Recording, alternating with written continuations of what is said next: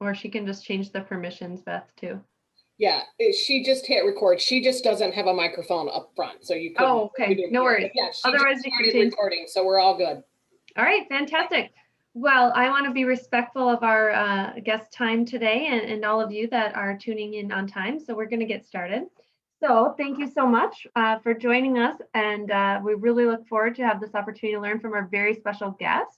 And we're very honored that she's chosen to join us today so that we can hear about her journey to becoming the 2020 North Central Region's Rookie of the Year. Woo! We need like baseball music and like fireworks and all. Yeah, I'm excited. That's such an honor, Cody. We're super excited to have you. I can't wait to get into this interview and hear the secrets to your success. So before I introduce our special guest officially and we get started, just a couple quick little housekeeping things. First of all, we'd love to see your faces, guys. So everybody on the Zoom, let's get those videos on so that Cody and I can engage and have a great audience here today as we are talking remote from our hometown down south of the state. And also just know too that we are going to open up for any questions that you guys might have that we might not cover. So please throw those in the chat. And then at the very end, I'll save some time and make sure I go through the chat. So that's kind of how we're gonna operate the interview today. And we'll make sure we get through any of those questions. All right, so without further ado, I'd like to introduce you to Cody Alger, our very special guest. Cody, as I said, thank you so much for joining us today. What an honor to be the region's Rookie of the Year for 2020. For those that don't know, that actually the North Central region encompasses 6 states. So this young lady here has been the top agent for the Rookie of the Year award in all 6 of those states, which includes Montana, Wyoming, North Dakota, South Dakota, Minnesota, and of course, us here in Wisconsin. So that is just amazing. So we're so proud of you representing our home state of Wisconsin, and I can't wait to hear more. So I guess just to get started, we'd love to hear a little bit just about yourself, where you're from, and what area you service. Sure. So I'm Cody Alger and very humbled by this whole experience. I was surprised, but super excited about the award. So I'm actually from northern Wisconsin. So if you can hear in my voice, I have a bit of that Yooper northern Wisconsin accent still. But right now I service southeast Wisconsin. So predominantly out of Milwaukee County, as well as the surrounding counties as well. So been down here in Milwaukee for, oh gosh, almost 15 years now. So what I like to tell, especially newer agents, is if you're not from the area, that shouldn't stop you from getting out there and working your sphere. But I'm a mom of 2. So just today, my kids went back to in-person learning. So for the last year plus, I've been doing virtual learning on top of running my business. Which was nothing we planned and discussed when I made the jump into real estate. So it's been a lot, and it's definitely required a lot of focus and time blocking, as you can imagine. But it's been a great opportunity to spend time with my kids and help them learn, and just, again, reiterate why I did not go into teaching. Awesome. So is that what you did before previously to real estate? No. So before I jumped into real estate, I was working in higher education. So I ran the student life division at a engineering school here in Milwaukee. So MSOE, or the Milwaukee School of Engineering, is where I worked for about 6 years prior to getting into real estate and getting my license. So there I helped students, staff, and faculty achieve really big ideas. So whether it was adding a study abroad component to a curriculum, starting a club sport, hosting a fundraiser event, I sat down and I said, okay, here's what you want to achieve. Now, how do we make it digestible, manageable, and how do we properly delegate? I had grown up doing flips with my parents before flips was like a thing. I assumed everybody lived in drywall dust with plastic blocking different rooms that were under construction. So I've always had a passion for real estate. and growing your wealth through smart equity decisions. And I just came to a point where I was determining, do I go back and get my master's degree to move up to the next level in higher education? And I realized I did not want to get my master's, nor did I want to do the job that I would have received after getting my master's. So I had a come to Jesus moment where I thought, you know what, I'm not getting younger, but I'm also still young enough to make this transition. And that's what kind of propelled me into real estate. So I got licensed in October of 2019 and then started what our market center calls boot camp in November of 2019, and kind of just hit the ground running. My mom was my first client, and to this date has been my worst client. Oh.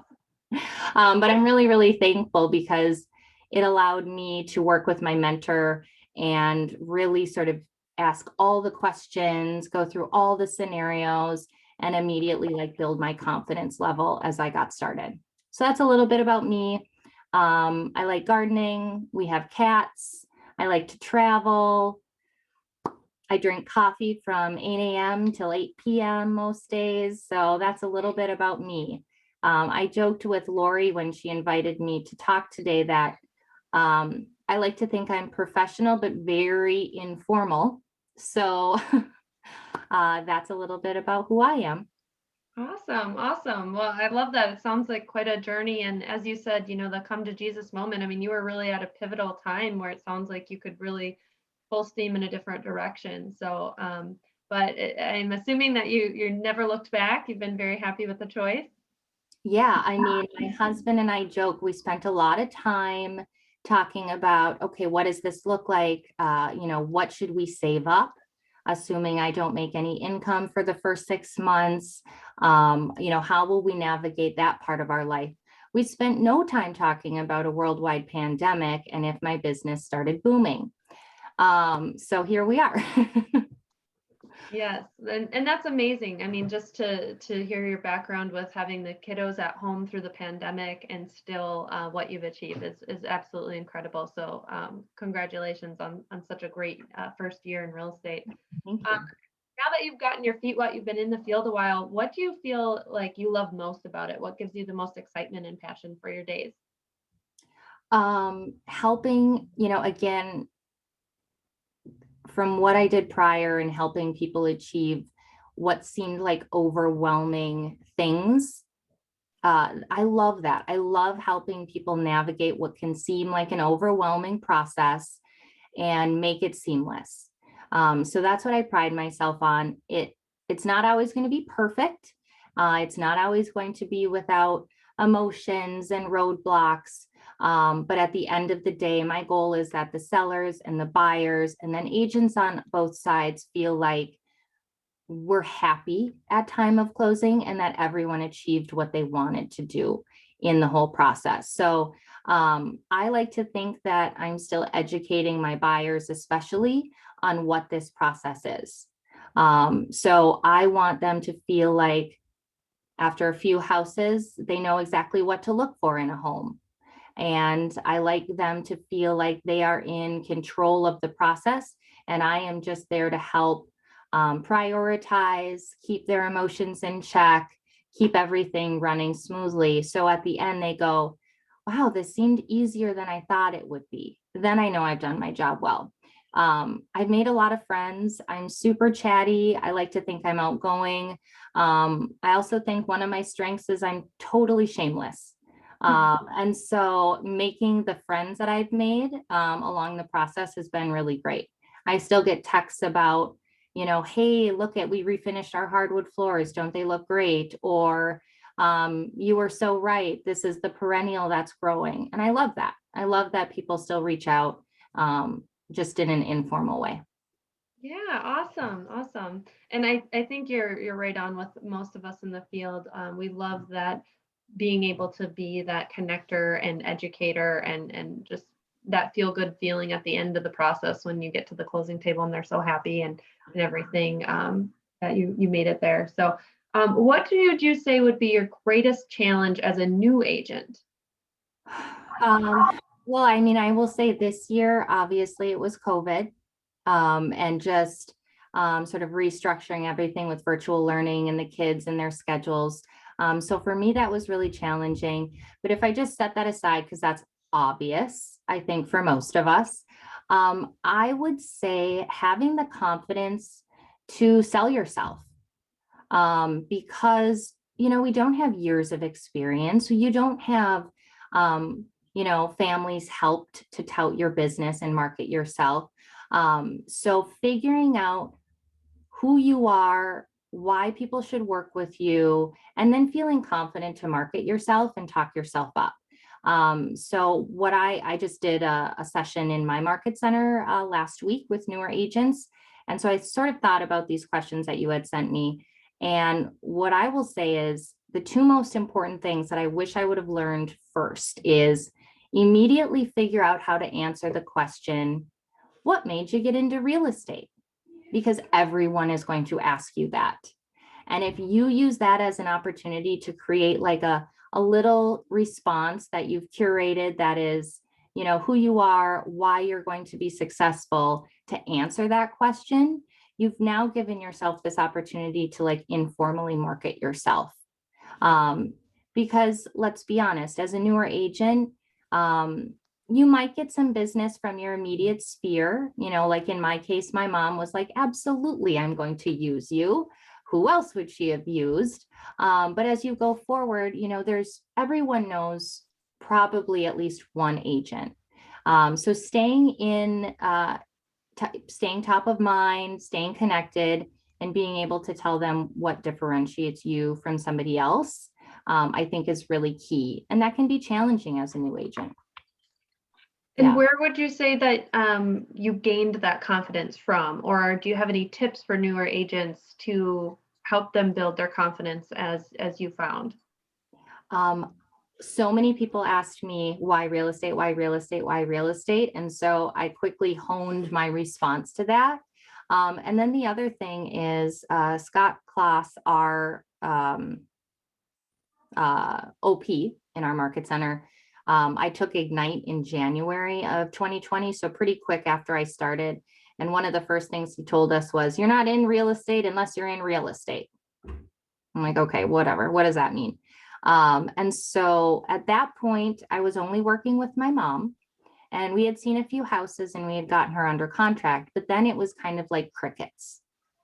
So I went and saw every go and show property in my area.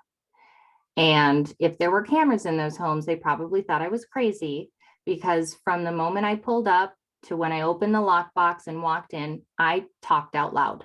I was like, we have a 3-bedroom, 2-bath ranch, blah, blah, blah, blah, blah. Okay, all of this throughout the property, pointing out mechanicals to myself, the condition of the windows, the roof, anything I saw in the basement. And over time, that became so comfortable for me that my nerves went out of the window when I started to get more buyers. But what showing those houses to myself also did, it gave me this opportunity to like reach out on Facebook or via text message and say, hey, I just showed a property down the street from you guys. How are you doing? And I didn't say anything about, are you looking to buy or sell? But it gave me this sort of fun, low threat way to reach out to people I maybe hadn't talked to in a while. And then, I never sent postcards or anything saying, hey, I'm new to the business or anything like that. I used that as my way to sort of tell people who didn't already know that I had made that switch. And I got a few buyers from that. They didn't know that I wasn't there with a buyer. They didn't know I was talking to myself. But it gave me the confidence when I was in a house. It gave me the confidence and the reason to reach out to people. And then it also gave me a great perspective on the market. Absolutely. Houses that were selling quickly, houses that weren't, why, different pricing strategies, because, I could learn how to do a CMA, but until you're in properties and you're in neighborhoods, it finally clicked for me. And so pretty quickly after that, business started really kind of rolling in. And at that point, I felt really comfortable with showing homes, talking about myself as an agent, as well as the communities that my buyers were looking in. Yeah, fantastic. Thank you. A lot of great tips in there. And I love that idea of taking advantage of the go-and shows, the vacant properties. Get out there and preview the inventory. Yeah. That was a big challenge for us last year with kind of broker opens, being shut down. And so that's a great out of the box way to re-attack that problem. So I love that. That's a great tip. Thanks for sharing. Love to hear about your daily habits and your schedule. Sure. So my daily schedule is a little unlike, I'm sure, many agents, or maybe very similar to those who have young kids at home. But I wake up, the first thing I was doing, of course, until today, is getting my kids awake and logged on to their virtual learning. Once they did that, I spent 2 hours doing lead gen.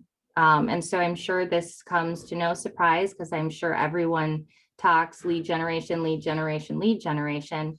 For me, I learned very quickly my strengths and weaknesses. My strength is I hustle. I like to think I'm a good employee, and I'm shameless. So I leaned into those things. I reached out to people. My lead gen is anything from texting, Facebook messaging, things like that. And I would say 9 times out of 10, it has absolutely nothing to do with real estate. It is, oh, you got a new puppy. I saw the post. How cute is that? Just again, staying top of mind as somebody that people feel comfortable with, because when it is time to make a big decision like moving or selling, I want people to think of me because they feel comfortable with me. And so I spend my mornings doing lead gen. One of my weaknesses is technology. So I learned pretty quickly that technology is not something that I'm super good at. So what I did is I decided to spend most of my time focusing on my strengths and not ignoring my weaknesses, but just setting those aside for a time that once my business was up and running, I could turn around and focus on technology. So I very rarely run Facebook ads. My website has my phone number and that's about it. And so I just focus on what seemed authentic to me, which was just lead gen through calls, texts, and social media. So I spent about the first 2 hours of my day doing that. And then I immediately run every hot sheet I span about a 5-county radius for my buyers. So I run the hot sheet. I personally send any of my active buyers homes that I think might be a good fit for them. I then run properties that are in delayed status, and I do the same. I say, hey, coming soon. And then usually the next hour is spent responding to text messages from my buyers saying, great, can we set up a showing? And then I just set my schedule that way. From there, it sort of switches to mommy lunch duty, and my afternoon is sort of spent doing that. And then right now, I do most of my showings in the evenings and weekends. So I try to build out my calendar thoughtfully that way, so I can spend at least 2 days a week home for dinner. And the rest of the time, I'm usually out as a road warrior with Taco Bell on my lap and, a murder podcast in my car, showing properties to my buyers. So that's sort of a daily look for me, but it's always reaching out, hot sheet, delayed status. And then, of course, for any of my transactions that are in process, making sure that, if there's anything we need to review for amendments or title, making sure all of those are taken care of as well. Awesome. And so do you usually time block for the portion of time that you spend on that, servicing your existing clients in the process to close?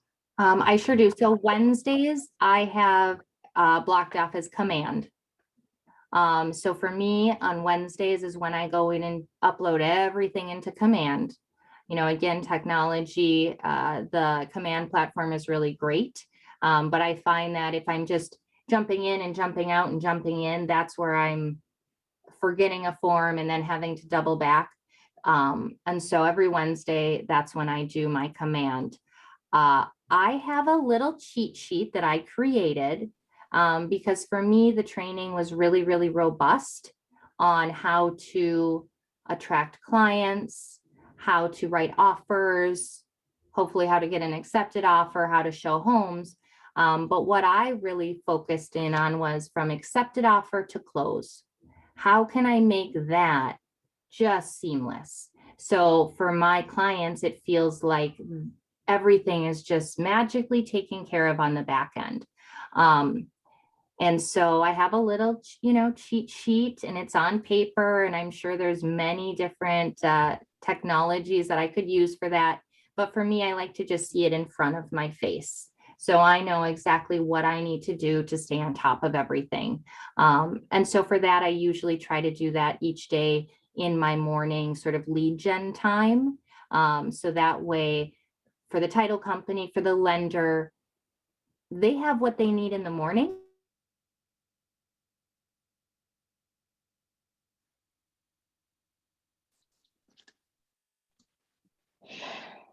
We'll get you back. We have a momentary freeze.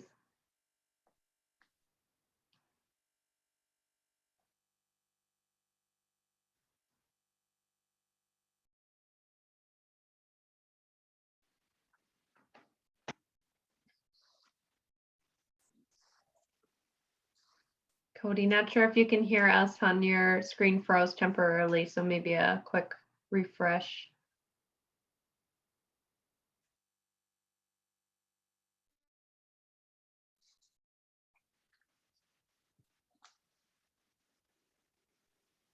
As we're saying, technology, right, allows us to be here interviewing the Rookie of the Year from Milwaukee remotely, which is awesome. I'm sure she'll be popping right back on, guys. While we have a moment, just reminder, please go ahead and submit any other questions that you might be dying to know in the chat. We're going to be opening up for questions here shortly. And so if you have anything else, we're continuing through looking at her secrets to success. I want to ask a little bit more too about she mentioned Ignite, any other classes or trainings that she feels have been really critical. And then we'll also find out a little bit more about her vision and where she's looking to take her business moving on from here. So that's kind of where we're going yet whenever we get her back on. But if you have anything else that you're dying to know, please put it in the chat, and that way we can make sure to ask those questions. Yeah.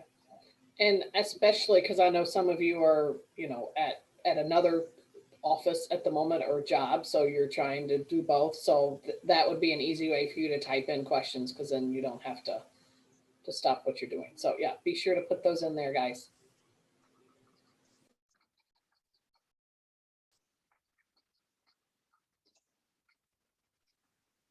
And Beth, cue the Jeopardy music. Need some tunes. I guess while we're waiting for Cody, let's just, oh, here she comes. Fantastic. You're back. I didn't plan it just to focus on how bad I am at technology. It just Oh, no. Like I said, we're super happy that we have the tech that can bring us to you from, the south side of the state Right. for the interview. So we don't mind a little brief interruption from here or there. So you were just talking about you really owned the accepted offer to close process, and how you feel that making that very seamless has really helped distinguish yourself, I think, with your clients and kind of start to build that reputation for you. That's fantastic. And then you were also talking about time blocking activities. So you left off that Wednesdays are for command, which totally understand. You get in there and then you just really dive in and get all. Yeah. And for the title process from that accepted offer to close, I reached out to one of the title reps that I work with, and I said, can I buy you coffee? And I asked her, what do agents that you love working with do? What are some things that are really frustrating that you wish agents wouldn't do? And I just picked her brain. I felt really comfortable with her. And so she gave me really good tips and tricks on what to do, what not to do. Because every lender you work with is going to be different in how they stay connected to your title company. And so that again, it built my confidence. So I truly knew, because I will be honest, those first 2 or 3 transactions, I was getting sent stuff and I was like, oh, I don't know what this is. Clearly it's important. And I had my mentor who I could call and say, hey, can you walk through this with me? But I will say a lot of times more experienced agents, they don't know what we don't know because they know it. And so sometimes, a question comes up and you're already in the thick of it. And it's not that someone didn't teach you because they didn't think you needed to know, but once you start doing it for a while, a lot of it becomes sort of just second nature. And so reaching out to the title reps, finding a lender who not only is good and can get the job done, but finding a lender that you can text and say, oh, can you explain this to me? I don't really understand. And know that no one's going to judge you. No one's going to think that you aren't great at what you do. But look at your lender and your title reps, not only as someone who's integral to the process, but can also be a teacher. Yeah, I love that. I love that. I did that as well when I was a brand new agent. I was fortunate enough to have one of our great title rock stars in our area. She's been in the business for over almost 40 years, actually. So she's kind of seen it all. And we went to lunch and she gave me that title one-on-one, and it really set the tone for that relationship. Like you said, knowing, what things bother you that agents do, what things can I avoid, what things, make our relationship as seamless as possible so we can work well together and, best serve our mutual client. And another thing you hit on that I think a lot of agents, new or experienced, are hesitant to do is connect with the lender partners. And I'm a huge proponent of that. This is a mutual client we're servicing. If you're representing them as an agent with buyer agency, I encourage you to connect with their lender and just make sure that there's a good relationship there. So you're communicating. So, dates, deadlines, loan commitments, things you need to be able to deliver your end of the deal for the client. So I love that you brought that up. That's awesome. Fantastic. Now, we talked a little bit about where a lot of your business has come from. You said primarily Facebook messaging and social media posting and texting your sphere, generally interesting things, not necessarily real estate related, just kind of starting to get your face and name out there is top of mind. Has there been any other prospecting, or has it been really through just all sphere connections, or are you involved in other groups in the community? So, I probably sound like a broken record, but going back to sort of strengths and weaknesses, for me, I quickly realized that calling expired listings or for sale by owners just wasn't for me. And so I had to sort of figure out, okay, what's my main sphere? Who can I sort of lean on? And fortunately for me, the way I answered that question is, who trusts me? Who trusts me to help them navigate a big decision? And for me, it was former students, staff, and faculty from my previous job. So I'm very fortunate that sort of lend itself very easily to a really good pool of clients. And so, that is sort of where I focus a lot of my lead gen. I'm sure you've heard of like the GPS or the 135 or the 411, all of these different ways you can sort of put your business plan on paper. For me, I did the 135. So my one at the top being, here's how many families I want to help in a year, coming down to the 3 ways I want to do that, or the 3 places. So for me, my previous role at MSOE is 1. And then my general sphere, I'm 36. So for the most part, a lot of my friends and family are either already settled into their first home and then they refinance, so they're not selling. Damn them. Or they're in the process of they've had that second kid, and that 3-bed, 1-bath home that they brought a few years ago is just a little too small. So my second way to get business is, of course, my sphere, my friends and family. And then the third being, my husband works for Amazon. and he has been a very, very, very good referral source for me. And so those are the three places that I focus. I keep the piece of paper that I've printed out right underneath my computer. And any morning between 9 and 11, when I'm doing my lead gen, if I feel like, oh, you know, what do I do? I'm kind of stuck. I pull it out and I look at it and I go, okay, well, here is what I'm going to focus on. So for me, I'll talk about MSOE.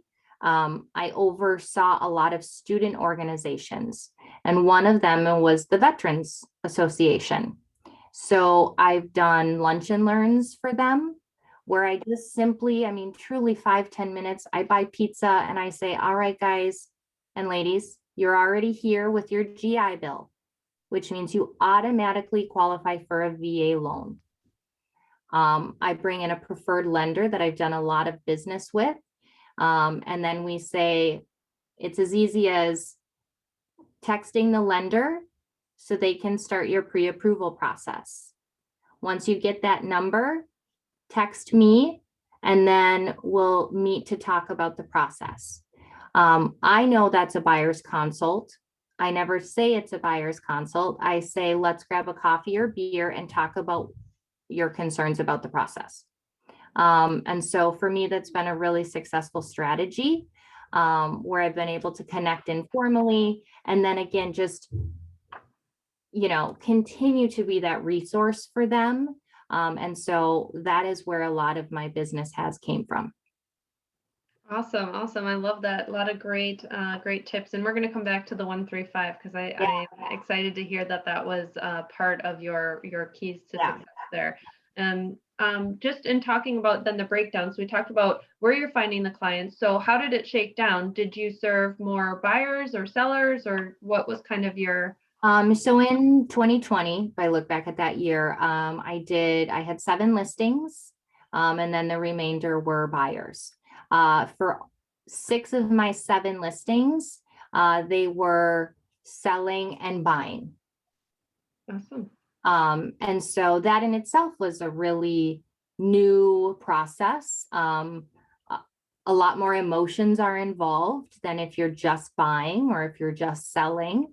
A lot more goes into the accepted offer to close in those situations. So for me, it's been predominantly buyers. I love buyers. It's emotional but it's exciting. The value is there. And so, I think my wheelhouse is buyers, and that's probably just stemming from my background in higher education. I love educating and helping and teaching. And so for me, of course, in this market, we're all out there looking for listings, mostly because we have so many buyers lined up waiting for them. But yeah, most of my business does come from buyers and first-time buyers and veterans is really the focus of my business. Fantastic. Now, with that moving into this year, you've all just identified a little bit the challenge that we all nationally are facing, right? Which is our shortage of inventory. And if you're servicing more buyers too, a lot of us are finding, you're writing multiple offers to get the deal accepted, to get your buyer into a home. What tips would you have and anything that's helped you get an edge in getting offers accepted for your buyers? I think the most important thing before you even put pen to paper on an offer is when you have your buyer's consult or your coffee or beer, I come out and I tell my buyers, listen, it's a challenging market. It's a competitive market. The likelihood that we are writing numerous offers is high. The likelihood that we're going to put an offer in and 2 days later, I'm going to have to call and say, I'm so sorry, but the seller selected another offer is high. Please don't start a Pinterest board on the first house that we write an offer in on it. I want them to be prepared because it's pretty common right now. I also immediately talk about, okay, what type of buyer are you? Are you in a position to waive an inspection contingency? Are you in a position where you yourself or family members are handy and you can see past some work that needs to be done? So I figure out before we even get out there, okay, how flexible are they when it comes to these contingencies? Because it's pretty darn hard right now to get an offer accepted with inspection contingency, appraisal contingency, and nothing else. And so I talk through that with them and I give them different scenarios. I then also talk to them about their pre-approval. So if I have a buyer who's only qualified with a 5% down payment, we talk a little bit about that, because as a seller, you look at that compared to an offer where they have 20% down and we're automatically at a disadvantage. So there is not one way to get an offer accepted in this market, but there is one way for your buyer, and you have to figure out what that is. So if your buyer is super, super handy and they have family who can come and paint and do flooring, or their uncle's an electrician, well, then maybe that is how you have to write a competitive offer for them. Maybe you write it and you let the seller know, hey, any repairs under 2,000, buyer will fix. Maybe that's how you have to write a competitive offer. Maybe you have a buyer who has 20% cash down and they are not handy at all. Well, then in their case, I talk about what that appraisal gap process looks like, and if that is something that they would be open to exploring. I do my job and I try to run CMAs and encourage them that, the value is there, but you don't know. It is taking time for appraisers to kind of catch up with the market. But, I guess when we're trying to get offers accepted, at the end of the day, I can help you find the house. I can help you get the offer accepted, but I'm not paying your mortgage. And I'm not fixing up or painting a house. So by having those conversations up front and figuring out where they think they can be competitive has really helped me in writing an offer that's competitive, but also fits my buyer. And so, I would say just in 2021 alone, I have had, I think most of my accepted offers have either been covering something on the inspection or covering something on an appraisal gap. Yeah, so just getting outside of the box for some non-conventional ways, and essentially, right, to address the market of the moment and those things. That's great. And finding, using it as an opportunity. I call almost every listing agent if I know my buyers are interested, because I don't want to pester them too much. But I mean, the call pretty much goes like this: hey, we just walked through the property. My buyers think it would be a great fit. What is your seller's motivation? Usually it's price and no contingencies. Okay, right, we get it. But finding out, are they buying a house? Do they need post occupancy? Would that be something I could negotiate? Are they looking for a really quick close? I have gotten 2 offers accepted with a 21-day close. So I've called the lender and said, hey, how fast can you turn this out? Can we do a 21-day close? And they say, yep. Now, don't tell anyone, but in the back of my head, I think, all right, we get 14 days in and we are still waiting on appraisal. If we bump closing 3 or 4 days, at this point, no seller is going to walk away and put it back on the market. Right. So, in the back of my head, that's always there as a safety net, but that's how I've been getting offers accepted. I don't want to bother the listing agent too much, but making sure I connect and really find out what the seller's motivation is so I can streamline the offer to them. Yeah, I love that. That's a #1 tip that I always try to give our agents as well is make the call, pick up the phone. Don't make assumptions either. Sometimes it's not always the fastest close. Sometimes they haven't put it on the market, or they put it on the market, but they haven't identified their next place, and they're kind of freaking out going, well, we know there's low inventory, but we have to move, and so they might enjoy a little bit longer closing timeline or a rent back. So yeah, I'm with you. Those are some amazing tips that can really help increase your profitability of getting those offers accepted for your clients. I want to go back to the 135 a little bit because it's such a great tool. I absolutely love a 135. I use that to model my 30, 60, 90s because I feel like the 135 really helps me get clarity on where I'm going and then breaks down the steps I need to get there. And then I can extrapolate out into the timeline. So tell us, for you to be Rookie of the Year, I believe you landed at 24. Was it 24? I did. I had 24 families. Fantastic. And what was your goal? 12. Wow. So you smashed it. Yeah. Absolutely smashed it. Double. Wow. That's amazing. At what point did you realize, because we talked a little bit about, it sounds like you had kind of a conventional start in the sense of, you got your mom right away, which was great, but then you kind of had that dip where you're kind of like, now what? And then you started doing really good activities to understand the market, and that's what picked it up. What was that timeline, like before you started to really snowball?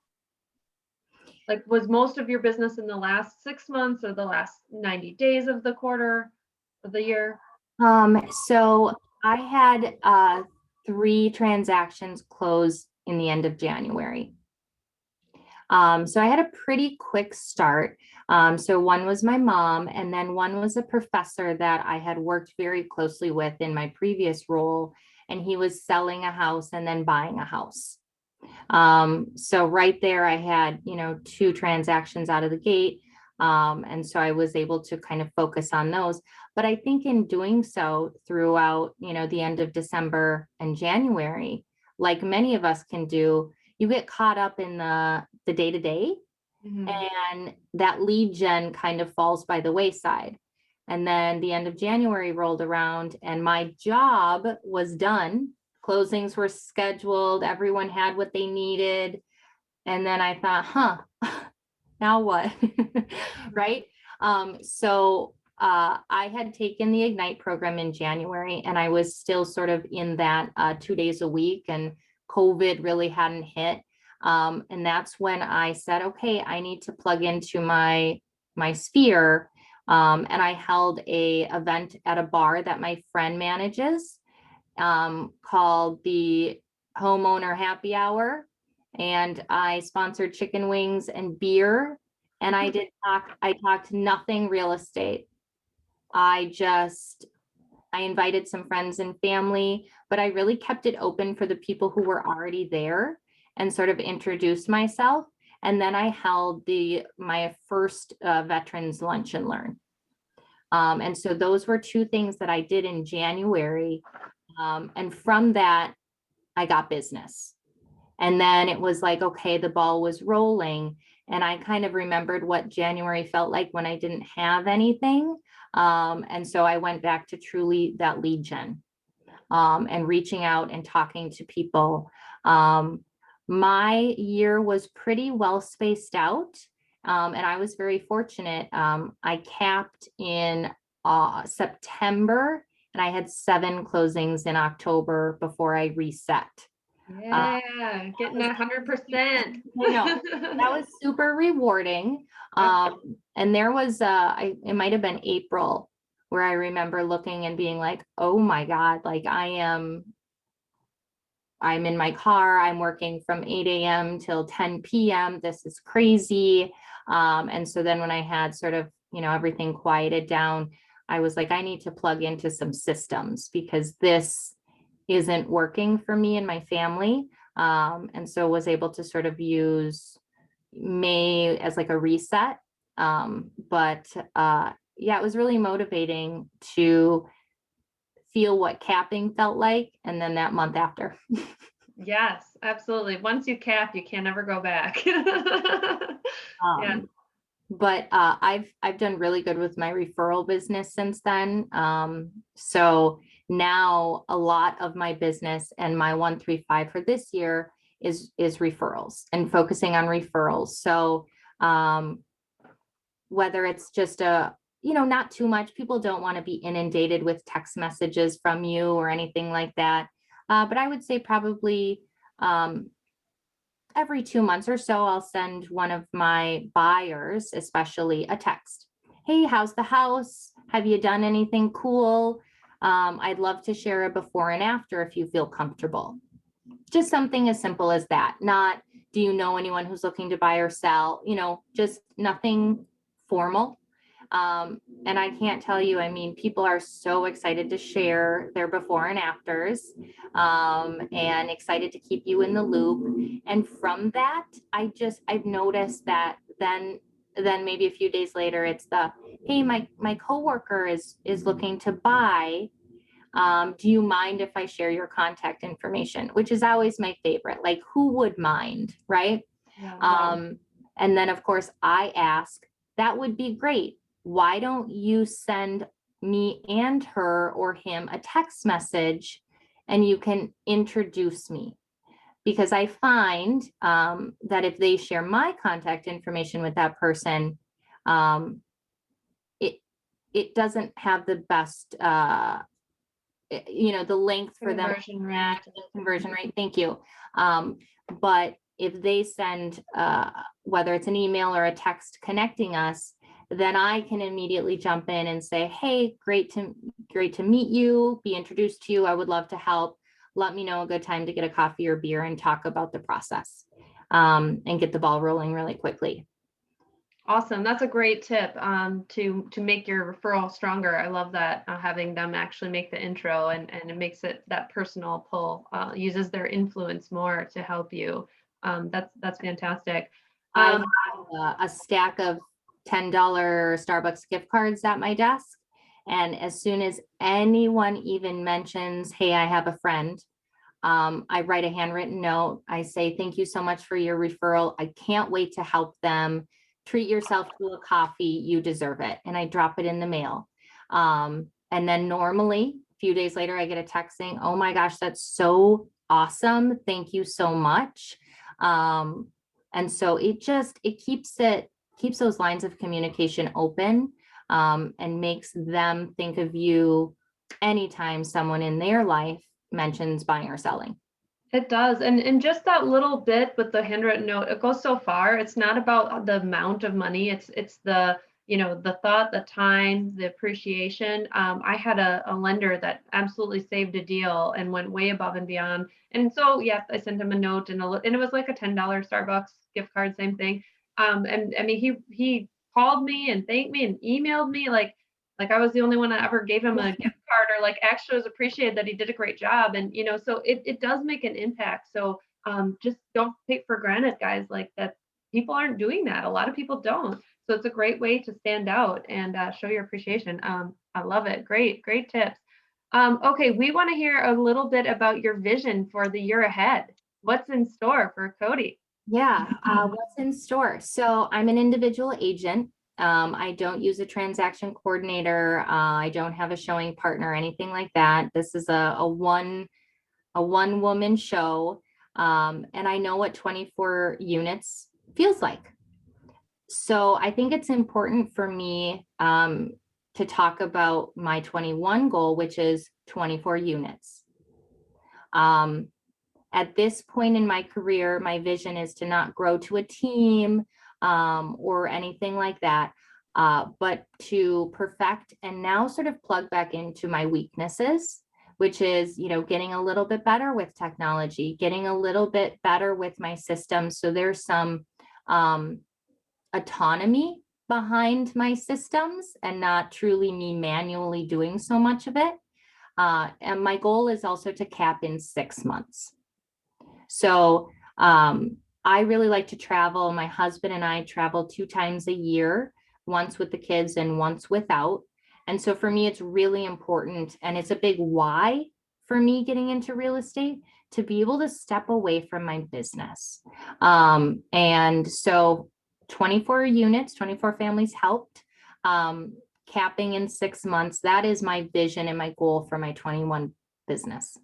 Awesome. And I hear you saying you're using systems to help give you a better work-life balance and quality time with your family, protecting that time, mastering your craft, being more efficient. Yeah. Great goal. I love it. Okay, just the last couple things as we close out our time here. What would be, we've covered so much. This has been just an incredible interview. You've like hit, I mean, I can't even, I'm taking notes on all the things that you're giving advice on for our agents. And it's just like, oh my gosh, 1-3-5 systems, referral tips, ways to get offers accepted. I mean, we've covered so much. So tons of great stuff. It's hard to pare it down, but if you could kind of think of maybe one word of advice for the newer agents that maybe want to, either be rookie of the year or maybe just they just want to be able to hit their goal. Yeah. What would you say would be the most impactful thing that they could do in their business to be successful in hitting their goals? Be yourself. Be authentically and unapologetically yourself. I know when I first got started, you're surrounded by all of these amazing agents who have been in the business for years or decades, and they've sold millions of homes. And it can be hard to not compare and want to do what they're doing. Oh, so-and-so is doing this in their business and they're on TikTok, or look at how curated their Instagram feed is, or they're doing this. It can be really hard to not try to do what everybody else is doing. But try to not do that. Figure out what your strengths and weaknesses are, and then just lean into those strengths in an authentic way. I'm not tech savvy, so if I tried to do a TikTok video, it would be painful and I would use way too much of my valuable time. So I would say the number one is be authentically yourself. And by doing so, you will attract business. You won't have to chase it. And let me give you like a tangible example. I am what they call a murderino.